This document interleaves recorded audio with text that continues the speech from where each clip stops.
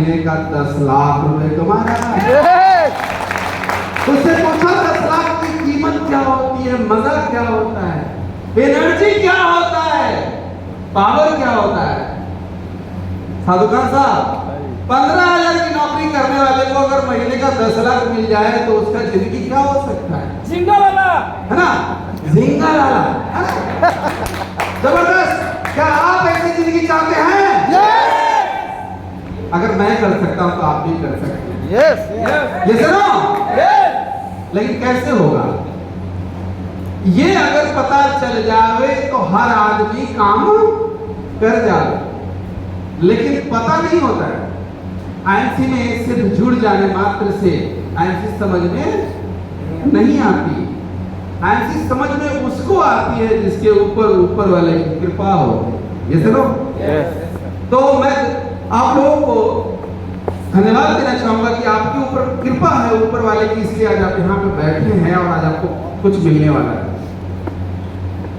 मेरा नाम मनोज कुमार है, मैं वैशाली बिहार का रहने वाला हूँ। आज से 7 साल पहले मैं इस बिजनेस में आया था। महीना था जनवरी 2016।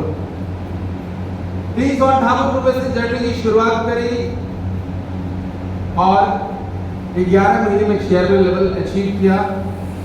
उस महीने का पे आउट था 2 लाख रुपए और मैं वहां से आगे बढ़ता रहा, चलता रहा, अरा रहा, खड़ा रहा, लगा रहा और अगले 3 साल में मैं बन गया ग्राउंड प्रेसिडेंट।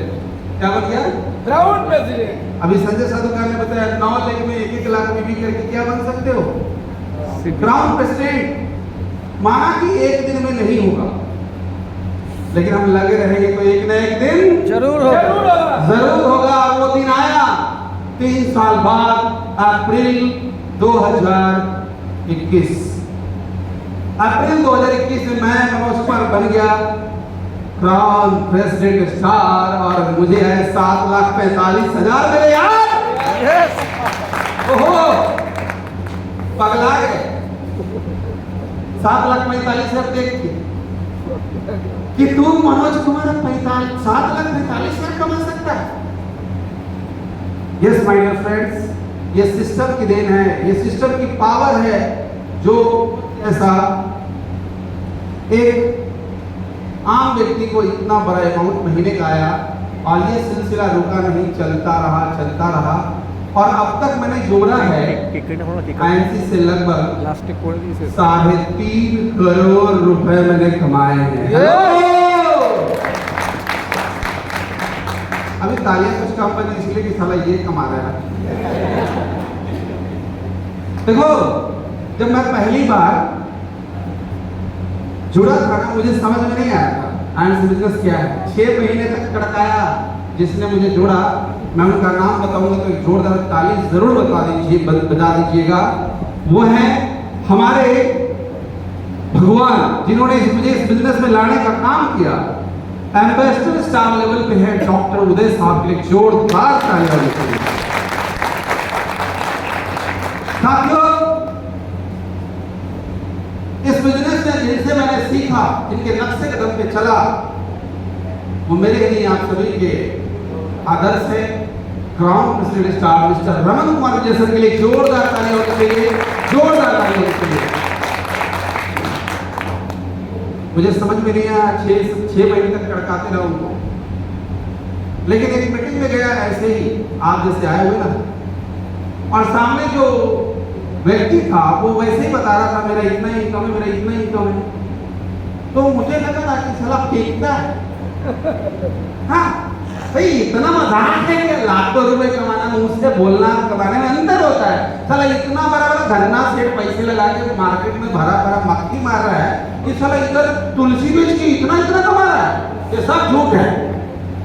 मेरे साथ जो डॉक्टर उदय साहब थे, मैंने उनको बोला कि आज मैं तो इस व्यक्ति को नंगा करूंगा। मीटिंग खत्म हो तो मैं पकड़ूंगा, बोलूं कि चल बेटा दिखा किधर आता है तेरे को 10 लाख। आप में सब होगा जो सोच रहा होगा तो देख ही लेना मेरे भाई। वहां तो सिर्फ 2 लाख रुपए की बात हो रही थी।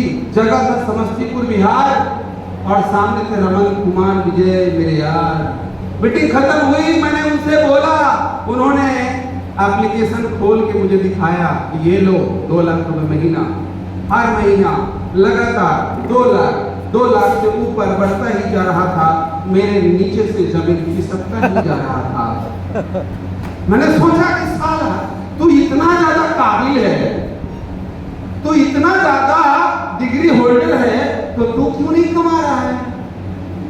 अपना दिमाग निकाल के जेबी में डाल और सामने वाले से पूछ कि करना क्या होगा। मेरा दिमाग ठंडा हो गया। मैं उनसे पूछा कि हुजूर करना क्या होगा कि मुझे भी 2 लाख आए? तो उन्होंने क्या कहा पता है? उन्होंने कहा आपको इस बिजनेस में डूबना होगा। क्या कहा? डूबना होगा। आपको इस बिजनेस में जलेबी की तरह चाशनी में डूबना होगा। जलेबी को बनते हुए देखे हो आप लोग?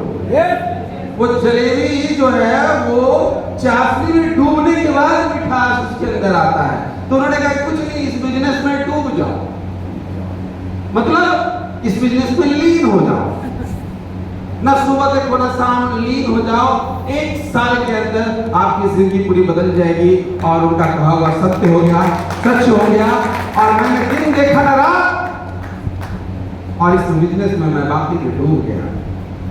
और जब निकला बाहर तो एक नई दुनिया का निर्माण हो चुका था, एक नई सुबह का आगाज हो चुका था, एक नई दुनिया का आरंभ हो चुका था, जहां गरीबी, लाचारी, बेकारी, बेबसी सब मच्छर मर चुके थे। बाइक से निकल के आज मैं 25 लाख की इनोवा क्रिस्टा से चलता हूं। आज मैं फ्लाइट से उतर के इधर से उधर जाके मीटिंग करता हूं, अच्छे होटलों में स्टे करता हूं, जो मर्जी आता है वो परचेज करता हूं। जिस चीज पे हाथ रख देता हूं वो हाथ मेरा हो जाता है। वो चीज, जिस चीज पे हाथ रखे वो चीज मेरा हो जाता है। ये सब कुछ कैसे हुआ साथियों? क्या आप जानना चाहेंगे? क्या आप जानना चाहेंगे? तो साथियों मैं आज आपके बीच आया हूं कुछ भूले बिसरी यादें लेकर। जब मैं इस बिजनेस में आया था बहुत खासा हालात था, परिवार था। मेरे पिताजी सरकारी कर्मचारी थे और मैं उनका इकलौता पुत्र। और जैसा कि आप जानते हैं बाप का एक बेटा हो तो बिगड़ जाता है, नहीं वो क्यों बिगड़ जाता है? लाड़ और प्यार से। लेकिन वो आदमी क्या बिगड़ेगा जो गरीबी देखा हो। मैंने फूस के घर देखे। फूस के घर समझ रहे? बचपन मेरी गुजरी है फूस के घर में। पिताजी नौकरी करते थे, साइकिल से ड्यूटी किया करते थे। पूरी जिंदगी उन्होंने अपने बच्चों के लिए, अपने परिवार के लिए सेक्रीफाइस किया। कभी उन्होंने मोटरसाइकिल तक नहीं खरीदा, मैंने देखा है। कार की तो बात छोड़, मैंने देखा है कि अपने लिए उन्होंने कुछ नहीं किया, जो भी किया अपने परिवार के लिए किया। और सरकारी नौकरी में चतुर्थ वर्गीय कर्मचारी थे। मैं सोचा एक दिन बड़ा होऊंगा, एक दिन अमीर बनूंगा, पापा के लिए कुछ करूंगा, ये सोच थी। लेकिन जैसे से मैं बड़ा होता गया, जिम्मेवारियों का बोझ आता गया और सच्चाई से रूबरू हुआ, आटा चावल दाल का भाव पता चला। सपने हर किसी के पास होते हैं, लेकिन सच कितने लोगों के होते हैं यह आप में से हर आदमी भली भांति जानता है। तो जब समय का खपेरा पड़ा, परिवार की जिम्मेवारी सर पे आई, तो काम करने के लिए दिल्ली भागा। दिल्ली जाकर के एक फैक्ट्री में मेहनत मजदूरी किया। साहब घर में माँ अपने बेटे के याद में रोती थी, तड़पती थी। उसके फोन पे रोने की आवाज से मैं शिहर उठता था और मैं वो काम छोड़ के अपने घर आया। अपने घर में ही सोचा कुछ काम करूंगा, और घर में जाके काम किया, कुछ ढूंढा तो मुझे काम मिला मिड डे मील में, जो सरकारी स्कूल में मध्याह्न भोजन योजना चलती है। और कुछ लड़कों को उसमें जरूरत थी स्कूल समन्वयक के रूप में उस पोस्ट में मुझे काम मिला। काम करते हुए करीबन 2-3 साल गुजर गए। परिवार के साथ रह रहा था, थोड़ा सा संतोष का भाव था कि चलो परिवार के साथ हूँ, लेकिन मन में जो सपने थे वो हिलोड़े मार रहे थे। मैं भी सोचता था कि काश कि मेरे पास भी एक कार होती और उस कार में बैठ के मैं अपनी बीवी संग लॉन्ग ड्राइव पे जाता, क्योंकि गर्लफ्रेंड बनाने का टाइम ही नहीं मिला।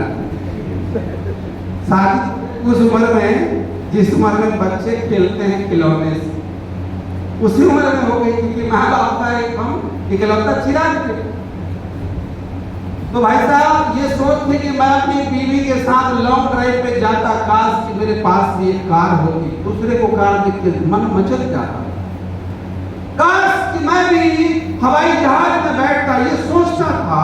और ये सोच हमेशा कुछ नया करने के लिए प्रेरित करता है, क्योंकि सपने होंगे तभी सपने साकार होंगे। जिसके पास सपने ही नहीं होंगे उसके सपने क्या घंटा साकार होगा। हेलो, तो सपना साकार तब होगा जब सपने आप देखेंगे। जो व्यक्ति साइकिल का सपना नहीं देख सकता, क्या उसके पास मोटरसाइकिल आ जाएगा? हेलो, अच्छा सपने देखने में पैसा लगता है क्या? फिर भी लोग सपने में भी कंजूसी करते हैं, वो अपने औकात के हिसाब से सपने देखते हैं, जबकि ये समझना चाहिए कि जब देखना ही है सपना तो बड़ा देखो। आप शायद भूल गए हैं, ये सृष्टि की जो रचना किया है वो बहुत बड़ा है। इस पृथ्वी के अंदर बड़ी बड़ी नदियां हैं, पहाड़ है, और ऐसा पृथ्वी न जाने इस पूरे ब्रह्मांड में कितने ग्रह हैं। पृथ्वी जैसा ग्रह न जाने कितने ग्रह हैं, और आकाश गंगा में न जाने सूर्य जितने कितने ग्रह हैं, और ये सबको कोई न कोई चला रहा है। अब आप उससे मांगते हैं छोटा, तो मिलेगा क्या? छोटा। बारिश हो रही है, आप एक चम्मच लेके खड़े हो जाए, उसमें पानी कितना आएगा? चम्मच में जितनी जगह है। लेकिन अगर आप उसी जगह मग लेके चले तो मग में जितनी जगह वो मग भर जाएगा। लेकिन अगर बाल्टी लेके खड़े हो जाए तो बाल्टी भर जाएगा। लेकिन अगर कोई तालाब खुदवा लिया तो मांगना कितना है ये आपके ऊपर डिपेंड करता है। मैं हमेशा ईश्वर से मांगता था, कभी भी छोटा नहीं मांगा। ईश्वर तू अगर कहीं है तो मेरी आवाज सुन, मुझे एक मौका दे कि मैं भी कुछ करके दिखाऊं। क्योंकि मैं बचपन से पढ़ा करता था बड़े बड़े महापुरुषों की किताबें। लाल बहादुर शास्त्री के बारे में सुना कि वो नदी तैर करके जाते थे और बाद में क्या बने? प्रधानमंत्री। अब्दुल कलाम के बारे में सुना कि वो अखबार लिखते थे, क्या बने? राष्ट्रपति। मैंने ऐसे बहुत सारे लोगों के बारे में पढ़ा कि वो कुछ नहीं थे लेकिन आगे चलकर बहुत कुछ बने। मुकेश अंबानी के पिता का नाम क्या था? हाँ जी, धीरूभाई अंबानी। उनके बारे में सुना कि यमन में वो पेट्रोल पंप पे नोजल मैन थे, लेकिन आज वो बहुत बड़े मिल्कियत अब छोड़ के चले गए अपने बच्चों के लिए। तो ये लोग जब फर्श से अर्श पे जा सकते हैं तो फिर हम में से बैठा हुआ हर एक आदमी जा सकता है, बल्कि सोच हमारा छोटा है इसलिए हम आगे नहीं बढ़ पाते। हमें सोच को बड़ा करना पड़ेगा। हम क्या सोचते हैं पता है? गरीब, हम मिडिल क्लास फैमिली से बिलोंग करते हैं, मेरी तो औकात ही इतनी है। और मोबाइल फोन में जैसे आप पैटर्न लॉक लगाते हैं ना, वही पैटर्न लॉक अपनी जिंदगी में भी लगा देते हैं कि तू 10,000 कमाता है, तेरे को इतने में अखबार वाले को देना है, दूध वाले को देना है, रेट वाले को देना है, बात खत्म। सोच को बड़ा कीजिए, बहुत बड़ा काम होगा। और जब मैंने सोच बड़ा किया तो सोच की वजह से ईश्वर ने मेरी मुलाकात एक ऐसे व्यक्ति से करवाई जो मेरी जिंदगी बदल दिया। आईएमसी बिजनेस मैं करना शुरू किया। आईएमसी बिजनेस करने के लिए कंफर्ट जोन को छोड़ा। शुरू में हमें आदत नहीं थी बाहर निकलना, लोगों से मिलना, लेकिन मैं मिलता रहा, टहलता रहा। धीरे धीरे मेरे अंदर वो सारी आदतें बिल्ड हो गई। जो एक सक्सेसफुल लोगों की होती है। और मैंने टीवी देखना कम कर दिया, मैं सुबह उठना जल्दी शुरू कर दिया, मैं सिनेमा देखना बंद कर दिया, मैं अपने दोस्तों की गप्पे मारना बंद कर दिया, और वो सारी चीजें अपने अंदर निहित किया जो सफल लोगों के अंदर होती है। और महज 11 महीने में मैं इस कंपनी में चेयरमैन बनकर एक अच्छी जिंदगी जीने लगा। तो आज मैं आप लोगों को कुछ सीक्रेट बताने वाला हूं, सीक्रेट सफलता, क्योंकि किसी ने कहा है ज्ञानम क्रियाम भारम, ज्ञान के बिना कोई भी क्रिया भार लगती है, और अगर ज्ञान मिल जाए तो कोई भी क्रिया हो सकती। किसी ने कहा है पानी में डूबने से किसी की मौत नहीं होती है। मौत कब होती है? जब उसे तैरना नहीं आता है। अगर उसे तैरना आए तो वो डूबेगा? हेलो, अगर उसे तैरना आता तो वो डूबता क्या? वो डूबा क्यों? क्योंकि उसे तैरना। इस बिजनेस में भी कोई फेल नहीं होता। फेल कब होता है? उसे बिजनेस करने, जब उसे बिजनेस करने नहीं आता मेरे दोस्तों। लेकिन अगर आपको बिजनेस करने आ गया तो आप इस बिजनेस में फेल होंगे क्या? नहीं। आप इस बिजनेस में मेरी तरह क्राउन पे चढ़ोगे और लाख रुपए की महीना आपको आएगी। उसके लिए तैयार हैं? यस बोल रहे कि बस बोल रहे? यस। क्योंकि यस तो मुझे एक आदमी से सिर्फ नहीं है। यस। तो चलिए, मैं चाहूंगा कि पीपीटी शुरू किया जाए और हम देखेंगे, सुनेंगे किन किन चीजों को हमें समझने की जरूरत है। पहले दिमाग में जो सॉफ्टवेयर है उसको इंस्टॉल कर दीजिए। जो इसमें इंस्टॉल होगा वही बजेगा। ये सुनो, इस सॉफ्टवेयर में जो डाउनलोड होगा वही चलेगा। तो सबसे पहले आज अपने सॉफ्टवेयर में इंस्टॉल करना है क्या? Change is law of nature. इसका मतलब क्या है? Change is law of nature, परिवर्तन प्रकृति का नियम। कोई बता सकता है, यहाँ पे बैठे हो कोई भी व्यक्ति बता सकता है कि चलो प्रकृति का नियम परिवर्तन तो है, लेकिन परिवर्तन क्यों होता है? क्यों? Why? WHY, why? परिवर्तन नियम क्यों बना? प्रकृति का नियम परिवर्तन है, लेकिन परिवर्तन नियम क्यों बना? इसका सही उत्तर एनीबॉडी कोई दे सकता है? हेलो, आप में से कोई भी व्यक्ति बता सकता है? प्रकृति का नियम परिवर्तन है, लेकिन परिवर्तन नियम क्यों बना? Hello, anybody? Anybody? Raman sir, आप बता सकते हैं?